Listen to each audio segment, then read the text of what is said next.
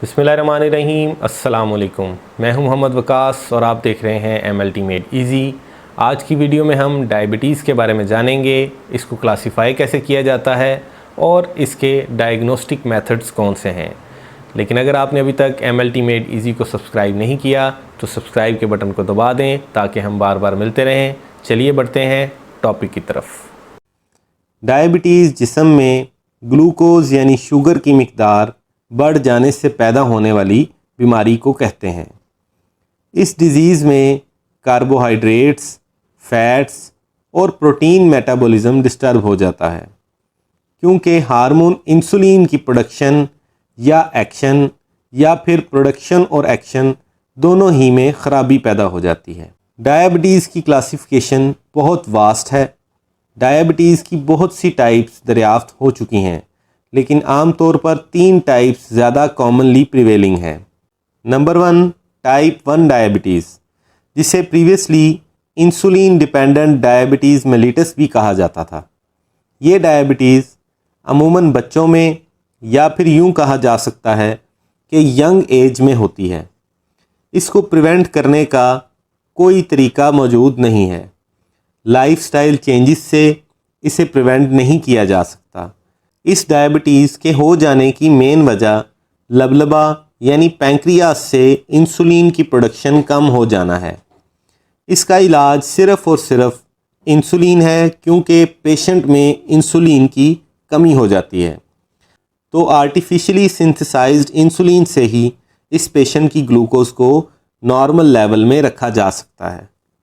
Number 2, type 2 diabetes, जिसे previously non insulin dependent diabetes mellitus भी कहते थे, अमूमन ओल्डर एज में होती है और इसको लाइफस्टाइल चेंजेस से यानी कि हेल्दी डाइट लेने से, एक्सरसाइज से और स्ट्रेस ना लेने से प्रिवेंट किया जा सकता है। टाइप 2 डायबिटीज़ में इंसुलिन प्रोडक्शन भी कम हो सकती है, लेकिन ज़्यादातर केसेस इंसुलिन रेजिस्टेंस के होते हैं। इंसुलिन रेजिस्टेंस का मतलब ये है कि इंसुलिन जिस्म के सेल्स पर असर नहीं कर पा रही। टाइप 2 डायबिटीज़ के पेशेंट में ग्लूकोज लोअरिंग मेडिकेशंस इसीलिए ज़्यादा कारआमद रहती हैं। Number 3, gestational diabetes. ये डायबिटीज़ की एक ऐसी किस्म है जो प्रेगनेंसी की वजह से हो सकती है, और ये डायबिटीज़ अमूमन आफ्टर डिलीवरी ऑफ फीटस ख़त्म भी हो जाती है। डायबिटीज़ के सिम्टम्स क्या हैं? नंबर 1, एक्सेसिव थर्स्ट यानी प्यास ज़्यादा लगती है। नंबर 2, यूरिन ज़्यादा और बार बार आता है।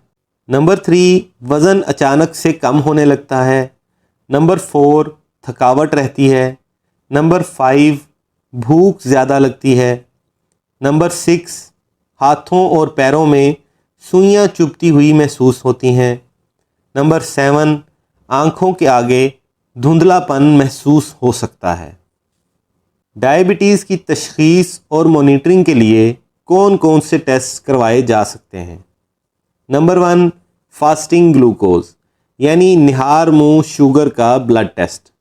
अगर फास्टिंग ग्लूकोज 110 मिलीग्राम पर डेसीलीटर से ऊपर है तो patient is most likely to be diabetic, लेकिन अगर 110 मिलीग्राम पर डेसीलीटर से कम है तो प्रॉबेबली पेशेंट डायबिटिक नहीं है। नंबर 2, GCT यानी ग्लूकोज चैलेंज टेस्ट।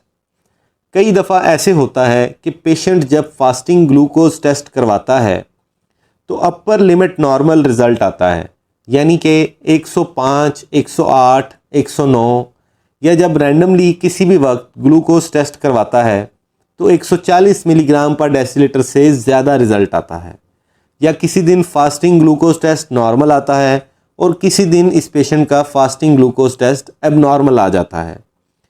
इस पेशेंट में डायबिटीज़ की कंफर्मेशन के लिए GCT करवाया जाता है। पेशेंट को 50 ग्राम ग्लूकोज पानी में हल करके पिलाई जाती है और 1 घंटे बाद ग्लूकोज टेस्ट किया जाता है। अगर ग्लूकोज 140 मिलीग्राम पर डेसीलीटर से ज़्यादा आती है तो ये पेशेंट डायबिटिक है। नंबर 3, OGTT यानी ओरल ग्लूकोज टॉलरेंस टेस्ट। अमूमन गेस्टेशनल डायबिटीज़ यानी डायबिटीज़ ऑफ प्रेगनेंसी को डायग्नोज करने के लिए ये टेस्ट करवाया जाता है। पेशेंट को 75 ग्राम ग्लूकोज पानी में डिज़ोल्व करके पिलाएंगे और 2 घंटे बाद ब्लड ग्लूकोज टेस्ट करेंगे। अगर रिज़ल्ट 140 मिलीग्राम पर डेसीलीटर से ज़्यादा आए तो पेशेंट डायबिटिक है। Number 4, 6 point glucose test. Patient का एक दिन में 6 मरतबा ग्लूकोज टेस्ट किया जाता है। एक सुबह फास्टिंग में, दूसरा नाश्ते के 2 घंटे बाद, तीसरा दोपहर के खाने से पहले, चौथा दोपहर के खाने के 2 घंटे बाद, पांचवा रात के खाने से पहले और छठा रात के खाने के 2 घंटे बाद। इस टेस्ट की मदद से पेशेंट की डाइट और रूटीन के हिसाब से ब्लड ग्लूकोज लेवल को पूरे दिन के 6 मुख्तलिफ औकात में टेस्ट किया जाता है और वैल्यूज़ के हिसाब से डॉक्टर सुबह, दोपहर और शाम की मेडिसिन या इंसुलिन की डोज एडजस्ट करता है। जैसे अगर किसी पेशेंट की सुबह के वक्त ग्लूकोज नॉर्मल से थोड़ी सी ज़्यादा है तो सुबह के वक्त डॉक्टर इस पेशेंट को आधी गोली या इंसुलिन के कम यूनिट्स एडवाइस करेगा और रात के वक्त ज़्यादा है तो पूरी गोली या इंसुलिन के थोड़े ज़्यादा यूनिट्स एडवाइस करेगा।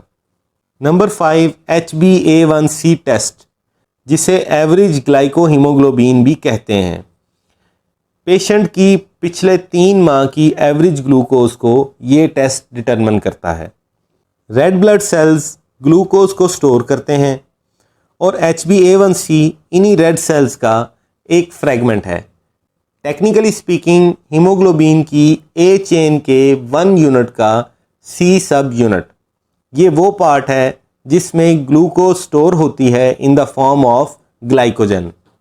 रेड ब्लड सेल्स की एवरेज लाइफ 120 दिन होती है, लेकिन अगर किसी एक वक्त में किसी इंसान के रेड ब्लड सेल्स को देखा जाए तो कुछ की एज 120 दिन होगी, कुछ की 90 दिन होगी, कुछ की 30 दिन होगी और कुछ अभी नए नए बने होंगे। तो एज एन एवरेज जो एज किसी भी ब्लड सैंपल की रेड सेल पॉपुलेशन में होगी वो तकरीबन 90 डेज़ यानी 3 मंथ्स होगी।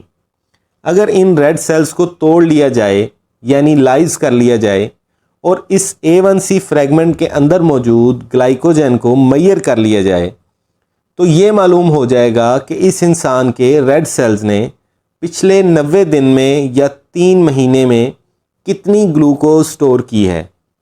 ये टेस्ट डायबिटिक पेशेंट्स की ब्लड ग्लूकोज मॉनिटरिंग के लिए इस्तेमाल किया जाता है और आजकल तो डायग्नोसिस के लिए भी इसका इस्तेमाल बढ़ता जा रहा है। HbA1c अगर 5.7 से कम है तो पेशेंट डायबिटिक नहीं है और अगर 5.7 से 6.5% है तो ये पेशेंट प्री डायबिटिक कहलाएगा। अगर ये पेशेंट इस वक्त अपने लाइफस्टाइल को चेंज करे यानी डाइट और एक्सरसाइज को अपना मामूल बना ले तो डायबिटीज़ की प्रिवेंशन की जा सकती है, लेकिन अगर ये लाइफस्टाइल को चेंज नहीं करेगा तो प्री डायबिटिक से कुछ ही अरसे में डायबिटिक पेशेंट में कन्वर्ट हो जाएगा। अगर HbA1c 6.5% से ज़्यादा आती है तो ये पेशेंट डायबिटिक है। अगर HbA1c 6.5% से ज़्यादा है तो ये पेशेंट डायबिटिक है। एक डायबिटिक पेशेंट में अगर HbA1c 5 to 6% की रेंज में आता है then it is an excellent control in past 3 months और अगर 6 to 8% की रेंज में रिज़ल्ट आता है then it is a good control in past 3 months. लेकिन अगर 8.0 से ज़्यादा रिज़ल्ट आता है तो पेशेंट की ग्लूकोज पुअर कंट्रोल को शो करती है और इसे जल्द अज जल्द ठीक करना ज़रूरी है, वरना पेशेंट में बहुत सी कॉम्प्लिकेशंस आ सकती हैं। ब्लड ग्लूकोज टेस्टिंग के लिए येलो या रेड वायल में सीरम लिया जा सकता है। EDTA ट्यूब यानी लेवेंडर कलर्ड ट्यूब में प्लाज्मा भी लिया जा सकता है, लेकिन इन तरीक़ों से कलेक्ट किए गए सीरम या प्लाज्मा में तकरीबन 10 मिलीग्राम पर डेसीलीटर ग्लूकोज हर 1 घंटे बाद कम होती चली जाती है। तो इसका हल ये है कि या तो फ़ौरन टेस्ट कर लिया जाए या फिर ग्रे टॉप वाली सोडियम फ्लोराइड ट्यूब में ब्लड कलेक्ट किया जाए। सोडियम फ्लोराइड की वजह से ब्लड ग्लूकोज स्टेबल रहती है और ग्लूकोज का लेवल वक्त के साथ कम नहीं होता। कौन कौन से मेथड से ब्लड ग्लूकोज डिटरमिन की जा सकती है? नंबर 1 फॉलिन डब्ल्यू method, number 2 orthotoluidine method, number 3 hexokinase method, number 4 glucose oxidase peroxidase method जिसको गॉड पॉड मेथड भी बोलते हैं, नंबर 5 ग्लूकोज डिहाइड्रोजिनेज मेथड। ये सभी मेथड्स फोटोमेट्रिकली ग्लूकोज को चेक करते हैं, यानी स्पेक्ट्रोफोटोमीटर, कलरीमीटर या माइक्रोलैब वगैरह में इन टेस्ट को किया जाता है। HbA1c टेस्ट करने के लिए लेवेंडर कलर ट्यूब वाली EDTA ट्यूब में ब्लड कलेक्ट किया जाता है और होल ब्लड टेस्ट के लिए इस्तेमाल होता है। फोटोमेट्री, इलेक्ट्रोफोरेसिस और क्रोमेटोग्राफी जैसे कि आयन एक्सचेंज, एफिनिटी या हाई प्रेशर लिक्विड क्रोमेटोग्राफी के ज़रिए HbA1c को डिटरमिन किया जा सकता है। आमतौर पर अफिनिटी क्रोमेटोग्राफी के ज़रिए ये टेस्ट किया जाता है, लेकिन सबसे बेस्ट रिज़ल्ट्स HPLC से हासिल होते हैं। इन सभी टेक्निक्स को इंशाल्लाह आने वाले लेक्चर्स में ज़रूर डिस्कस करेंगे। उम्मीद करता हूँ कि ये वीडियो आपके लिए फ़ायदेमंद साबित होगी। ऐसी ही इंफॉर्मेटिव वीडियोस के लिए देखते रहें MLT मेड ईजी। अल्लाह आपका हामी व नासिर। अल्लाह हाफिज़।